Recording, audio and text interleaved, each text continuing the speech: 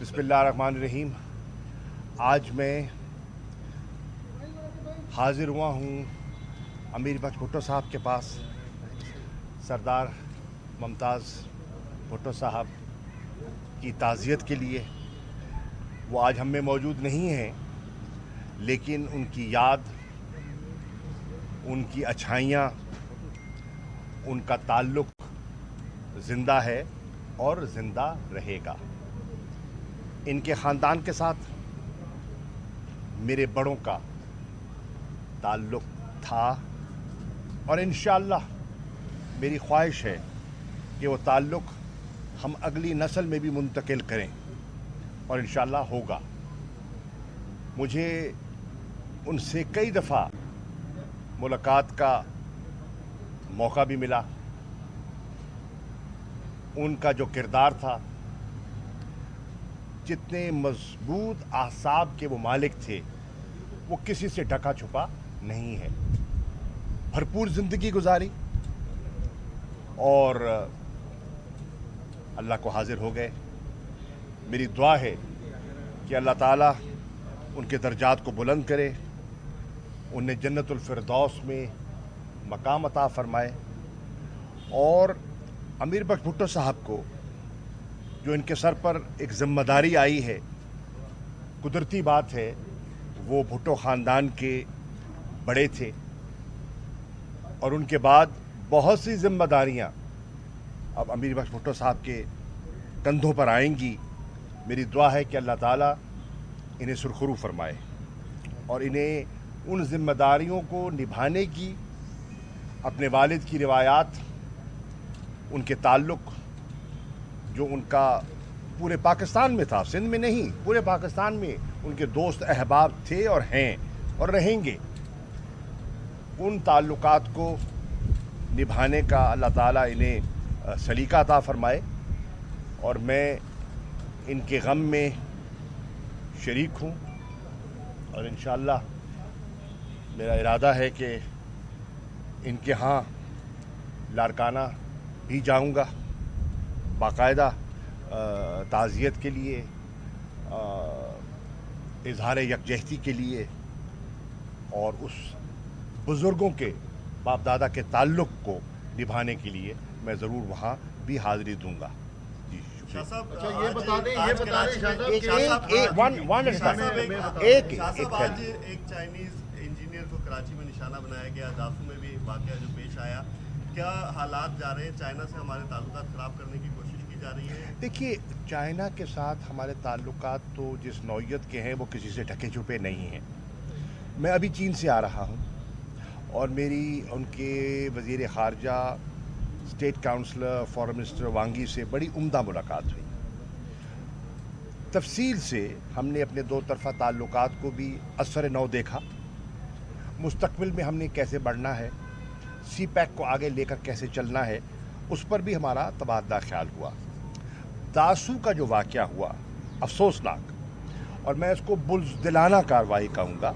निहत्ते लोग थे, पाकिस्तान की तामीर और पाकिस्तान की तरक्की के लिए वो हमारी मदद कर रहे हैं, वहाँ एक हाइड्रो प्रोजेक्ट बना रहे हैं, उनको निशाना बनाया गया, जिसमें हमारे पाकिस्तानी भी शहीद हुए और हमारे चीनी भाई भी उससे मुतासिर हुए। जी, अब इससे ज़ाहिर क्या होता है? इससे ज़ाहिर ये होता है कि कुछ कुव्वतें हैं जो पाकिस्तान में नहीं चाहती कि इस्तेहकाम हो, सरमायाकारी हो, और जो सीपेक जो कि BRI का फ्लैगशिप प्रोजेक्ट है, उससे उन्हें घबराहट है। तो वो इस किस्म के बुज़दिलाना हमले करते रहेंगे और हमने ये अज़्म किया है कि हमने मिलकर उनके अज़ाइम को खाक में मिलाना है। चीन के साथ हमारी जो दोस्ती है वो गालिबन वो कुव्वतें उसकी अहमियत को और उसकी नौइयत को समझती नहीं है, बहुत गहरी है। ये दोस्ती एक दिन में नहीं बनी, इसमें 7 दिहाइयाँ हैं, इसमें मुख्तलिफ नस्लों की काविश है, कोशिश है, from generation to generation, from leadership to leadership. हुकूमतें बदलती रहीं, चेहरे बदलते रहे, लेकिन चीन के साथ मुसलसल ताल्लुक बढ़ता चला गया और निभता चला गया। इंशाअल्लाह हम उस ताल्लुक को निभाएंगे और इनके अज़ाइम को खाक में मिलाएंगे। शाहबाब साहब ये बता दें, एक तो अमीर बख्श भुट्टो साहब आपके साथ खड़े हैं, ये पुराने देरीना साथी थे जो मायूस होकर किनारा कशी इन्होंने सियासत से अख्तियार कर ली, पीटीआई की सियासत से। एक तो ये बात, दूसरा ये कि सिंध फतह करने की एक बार आप लोगों ने फिर मनसूबाबंदी की है, कोई स्ट्रेटजी सिंध पहली मैं वजाहत कर दूं, आप भी उसका हिस्सा हैं जी, मैं किस तरह जो है वो एक मैं करता हूँ। नंबर एक, जो सियासी कारकुन होता है ना, और जो सियासी अमल का हिस्सा रहता है ना, वो कभी मायूस नहीं होता। पहली बात तो ये है कि मैं इनकी तरफ से बात तो नहीं कर सकता, लेकिन मैं एक सियासी कारकुन हूँ। अमीर बख्श भुट्टो मायूस न थे, न हैं, न होंगे। इनके ख़ानदान का एक तवील सफ़र है, आज का नहीं है, कई नस्लों का है। मैं बरमला ये कहना चाहूँगा कि मुमताज़ भुट्टो साहब ने उस वक्त अपनी जवानी में अगर वो किरदार अदा न किया होता जो उन्होंने किया, तो जुल्फ़िकार अली भुट्टो साहब को वो आसानी न मिलती लाड़काना में जो कि उन्हें मिली। इनके दादा ख़ानदान के बड़े थे और उन्होंने उनको सीने से लगाया था, उनको अपनाया था। और इनके वालिद ने जब पार्टी की बुनियाद रखी जा रही थी तो इनके वालिद का उसमें बहुत बड़ा हिस्सा था। ये और बात है कि वक्त के बाद एक सियासी तौर पर उनके रास्ते जुदा हुए, लेकिन ख़ानदानी लिहाज से आज भी भुट्टो ख़ानदान का ये बड़ा घर है, इसे तस्लीम करना होगा जी। और जहाँ तक पीपल्स पार्टी और सिंध का ताल्लुक है, देखिए सिंध को फतह करना मकसद नहीं है। सिंध क्या है? सिंध पाकिस्तान का एक अहम हिस्सा है, एक अहम सूबा है, एक इकाई है वफाक की, और तहरीक इंसाफ एक सियासी जमात है। तहरीक इंसाफ अगर सिंध आती है और लोगों से मिलती है, लोगों को दावत देती है शमूलियत के लिए, तो ये कोई गैर जमहूरी फेल है? इससे घबराहट क्यों पैदा हो रही है लोगों को? फतह करना मकसद नहीं है, खिदमत करना मकसद है। लोगों को बताना है कि मुतबादिल भी हैं। आज सिंध के लोगों ने बेपनाह मौका दिया है, बेपनाह मौका दिया है जरदारी फैमिली को, इक़्तिदार दिया, एतमाद किया, कुर्बानियां दी। और सिंध के लोग आज जिस कैफियत से दो चार हैं वो किसी से छुपा हुआ नहीं है। यहाँ गवर्नेंस का क्या हाल है, यहाँ लॉ एंड ऑर्डर की क्या सूरत हाल है। अफसोस से कहना पड़ता है वैक्सीन को भी नहीं बख्शा, जो मुफ्त सप्लाई की जा रही है उसको भी नहीं बख्शा। 18वीं तरमीम का आए दिन राग अलापने वाले, मैं सवाल करता हूं कि सेहत का महकमा 18वीं तरमीम के बाद किसके ताबे है? उसकी कारकर्दगी का जिम्मेदार कौन है? सिंध की हुकूमत। आज कच्चे की जो सूरत हाल है और वहां खुलेआम जो डाके पड़ रहे हैं, उसका जिम्मेदार कौन है? आज थरपारकर की जो सूरत हाल है और वहाँ जो हिंदू कम्युनिटी के राय लजपत भील के साथ जो एक शर्मनाक रवैया अपनाया गया, वो किसकी जिम्मेदारी है? कौन जिम्मेदार है? किसी ने एक्शन लिया? आप जमहूरियत की बात करते हैं, आप इंसानी हकूक़ की बात करते हैं, कहाँ थे इंसानी हकूक़ जब एक बेगुनाह को, जिनके جن کی قوم میں ایک قتل کیا گیا اور وہ انصاف کے لیے تڑپ رہے ہیں، آپ ان کو اٹھاتے ہیں، ان کو تھانے لے جاتے ہیں، اس کو پولیس کے ذریعے ان پہ تشدد کرواتے ہیں، ان پہ جھوٹے پرچے کرواتے ہیں. یہ کہاں کی سیاست ہے؟ دیکھیے، یہ نہیں ہو سکتا سٹینڈرڈ کہ پنجاب کے لیے آپ کا سٹینڈرڈ اور ہو، سندھ کے لیے سٹینڈرڈ اور ہو، وفاق کے لیے آپ کے تقاضے اور ہوں، سندھ کے لیے تقاضے اور ہوں. اسمبلی میں، قومی اسمبلی میں آ کے تقریر کرتے ہیں تو جمہوری روایات کی بات کرتے ہیں. کیا جمہوری روایات اسلام آباد تک محدود رہیں گی؟ جمہوری روایات کیا سندھ میں، کیا تھرپارکر میں، کیا عمر کوٹ میں، کیا سکھر میں، کیا لاڑکانہ میں آپ کو جمہوری روایات کی پاس نہیں کرنی ہے اور ہوگی انشاءاللہ. انشاءاللہ سندھ کے ساتھ ہمارا نسلوں کا تعلق ہے، نسلوں کا تعلق ہے اور وہ انشاءاللہ قائم رہے گا.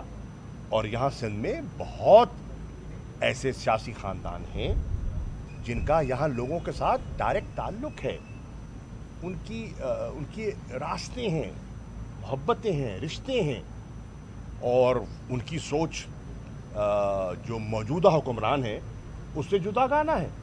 کیا ان کو جینے کا حق نہیں ہے؟ کیا ان کو لوگوں تک رسائی کا حق نہیں ہے؟ کیا وہ سیاست کرنے کا حق نہیں رکھتے ہیں اور انشاءاللہ کریں گے.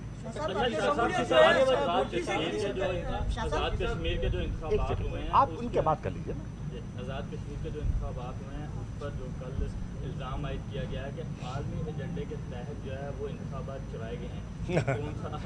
دیکھیے، بات یہ ہے، پہلی بات یہ ہے، اس کا جواب لے لو نا. نواز شریف صاحب نے جو ملاقات کی ہے اس کے حوالے سے آپ کی طرف سے بڑی تنقید ہو رہی ہے، اس پر آپ کیا سمجھتے ہیں؟ اس کے کیا اچھا یہ بتائیے، آپ پاکستانی ہیں میرے بھائی، آپ ہیں نا؟ ہیں، بالکل ہیں، الحمدللہ آپ ہیں. یہ بتائیے، وہ جو نیشنل سیکورٹی ایڈوائزر ہے، جو اس نے پاکستان کے بارے میں اور پاکستانیوں کے بارے میں کہا، آپ نے سنا؟ میں آپ سے مخاطب ہوں قبلہ، آپ نے سنا؟ ہاں، آپ کو کیسا لگا؟ ہاں، کیسا لگا آپ کو؟ برا لگا نا. تو جو آپ کو، آپ کے گھر کو گالی دے، جی، جو آپ کے گھر کو ان الفاظ سے تشبیہ دے جو کسی مہذب زبان جس کی اجازت نہیں دیتی، آپ اس کو گلے لگائیں گے؟ آپ اس کو گھر بلائیں گے؟ آپ اس کو چائے پلائیں گے؟ یہ سوال ہے. ہم نے تنقید نہیں کی، ہر ذی شعور پاکستانی کو اس کی تکلیف ہوئی ہے، اور ہم بالکل ایک خوددار قوم ہے. ہم اچھے تعلقات چاہتے ہیں اور ہم نے تعلقات اچھے کرنے کی کوشش کی ہے، لیکن ہم اپنی خودداری کا سودا نہیں کریں گے. نمبر 1. نمبر 2، آزاد کشمیر کے لوگوں نے فیصلہ دے لیا ہے. آپ کو پورا موقع ملا، آپ نے کیمپین کی، آپ نے کینڈیڈیٹ کھڑے کیے، آپ نے جلسے کیے، اپنا نقطہ نظر پیش کیا. لوگوں نے مینڈیٹ کے ذریعے تحریک انصاف پر اعتماد کیا اور ہائیسٹ جو ووٹ ہے وہ تحریک انصاف کو پڑا. 32.5% ووٹ جو کاسٹ ہوا، اس کا 32.5% ووٹ تحریک انصاف کو پڑا. سب سے زیادہ نشستیں تحریک انصاف کو ملی. نمبر 2 پر ووٹ نون کو پڑا. نمبر 3 پر ووٹ پیپلز پارٹی کو پڑا. نشستیں دوسری نمبر پر پیپلز پارٹی کو ملی. یہ حقیقت ہے اور اس حقیقت کو تسلیم کرنا چاہیے. آپ اگر تسلیم نہیں کرنا چاہتے تو نہ کریں، لیکن سیاسی عمل رکتا نہیں ہے. آپ کو یاد ہوگا میں یہاں آیا تھا 2013 میں اور میں نے کہا تھا کہ انشاءاللہ خیبر پختونخوا کے بعد تحریک انصاف کا قافلہ آگے بڑھے گا، اور وہ آگے بڑھا. آپ نے دیکھا کہ پنجاب میں آج کہاں ہے؟ آج پنجاب میں پیپلز پارٹی کو لوگوں نے مسترد کیا ہے. تو کیوں کیا ہے؟ ذرا اس پہ غور و فکر کیجئے نا، کیوں کیا ہے؟ کوئی وجہ ہوگی نا، کوئی ان کا بیانیہ ہے نا جس کی وجہ سے. کیونکہ لوگ دیکھ رہے ہیں کہ دوہرا معیار ہے. جب پنجاب میں جاتے ہیں تو وفاق کی بات کرتے ہیں، جب سندھ میں آتے ہیں تو سندھ کارڈ کھیلتے ہیں. اب ایک وفاقی جماعت ہے، یا تو وفاقی سوچ رکھیں، اور اگر آپ نے علاقائی سوچ رکھنی ہے تو پھر علاقائی سیاست کریں، اور اس کا جو علاقائی رنگ آپ کے سامنے آئے گا وہ آ چکا ہے. तो आपने देखा कि पंजाब में, फिर आपने देखा कि मरकज़ में, फिर आपने देखा गिलगित बल्तिस्तान में, फिर आपने देखा आज़ाद कश्मीर में। हम अपना सियासी अमल जारी रखे हुए हैं, आगे बढ़ रही हैं। हमारी ख्वाहिश है कि सिंध के लोगों से भी हम राब्ता करें, सिंध के लोगों तक हम अपना नुक्ता नज़र पेश करें। और मैं समझता हूं कि सिंध के लोग तब्दीली चाहते हैं। सिंध के लोग पिछले 12-13 सालों से जो कुछ देख रहे हैं, वो उनकी जिसे कहते हैं ना, उर्दू में कहते हैं ना, बस हो गई है, उनकी बस हो गई है। अब वो देख रहे हैं कि क्या उनको कोई मुतबादिल मिल सकता है, और मेरी राय में अगर उनको कोई माकूल मुतबादिल दिखाई दिया तो इंशाअल्लाह 2023 में सिंध का फैसला मुख्तलिफ हो सकता है।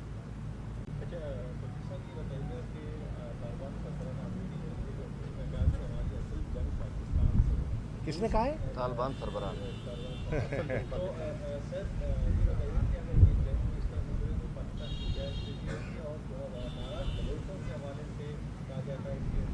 पहली बात तो ये है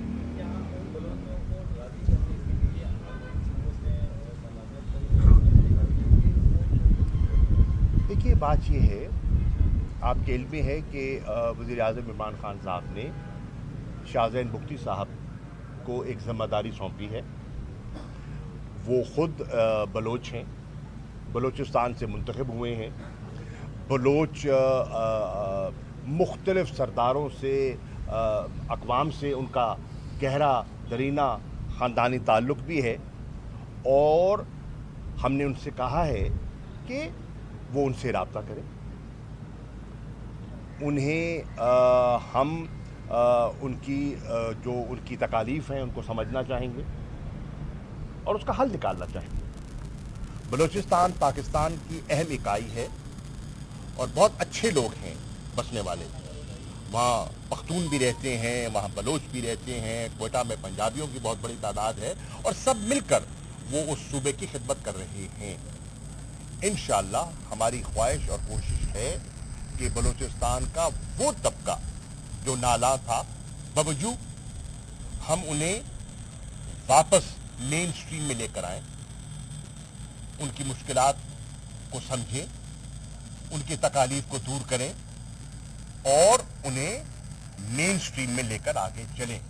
और वो कुव्वतें जो बलूचिस्तान को पाकिस्तान के खिलाफ इस्तेमाल करना चाहती हैं, उनके अज़ाइम को परवान न चढ़ने दें। आपने शुरुआत जो अपनी सियासी सफर की दूसरी की थी वो सिंध के शहर घोटकी से की थी, तो आप इस दफा तब्दीली के लिए आ रहे हैं, तो सिंध के कौन से शहर से शुरुआत करेंगे और जलसे करेंगे गिरेन या फिर मुख्तलिफ सियासी घरानों में जाके मिलेंगे? सिंध के देखिए, सिंध के हर ज़िले में जाएंगे इंशाअल्लाह, सिंध के हर शहर में जाएंगे। सिंध बिल्कुल घोटकी सिंध का एक बहुत अहम ज़िला है, और बिल्कुल जब मैंने पार्टी में शमूलियत की थी तो मैंने पंजाब और सिंध के संगम पर ऐलान किया था, क्योंकि मेरे ख़ानदान का सिंध के साथ ताल्लुक़ है। आज का नहीं, सदियों का ताल्लुक़ है, और उस ताल्लुक़ को निभाना, उसको समझना और उसको आगे बढ़ाना मेरे फ़राइज़ में शामिल है। जीडीए आपका हिस्सा रही है, अब जीडीए बिखरना शुरू हो गई है, उसकी शुरुआत लाड़काना से हुई, दूसरी बैठक जो है ईद के बाद घोटकी में हुई, तो इसको आप कैसे देखते हैं? वो जीडीए के लोग देखिए अर्ज़ ये है वहाँ भी बहुत अहम शख्सियात हैं, सियासी वज़न रखने वाली शख्सियात हैं जो जीडीए का हिस्सा थी और हैं। वो पीपल्स पार्टी की पॉलिसी से नाला हैं। पीपल्स पार्टी वो समझती हैं कि उन्होंने इन 3 सालों में 2018 के इंतखाबात के बाद उन पर जुल्म किया, उनकी ज़मीनों पे कब्ज़े करवाए गए, उन पर इंतकामी कार्रवाइयाँ की गई, उन पर पर्चे करवाए गए, उनके कारकुनों को ज़दोकोब किया गया, اور وہ اگر مل بیٹھ کر لاڑکانہ میں ایک مشورہ کرتے ہیں، مشاورت کرتے ہیں، اپنے مقامی حالات کو سامنے رکھتے ہوئے اپنی بقا کے لیے، اپنی عزت کے بچاؤ کے لیے اور اپنے سیاسی سفر کو جاری رکھنے کے لیے، تو اس میں کوئی برائی نہیں ہے. وہ ایک اچھا عمل تھا اور وہ مشاورت ایسی جاری رہے گی. Thank you. بلاول بھٹو کا مستقبل کیا دیکھ رہے ہیں آپ، کیونکہ آپ پیپلز پارٹی کا حصہ بھی رہے اور کافی لوگ جو بھی حال ہی میں آپ کی میرے پاس علم نجوم کا پورٹ فولیو نہیں ہے.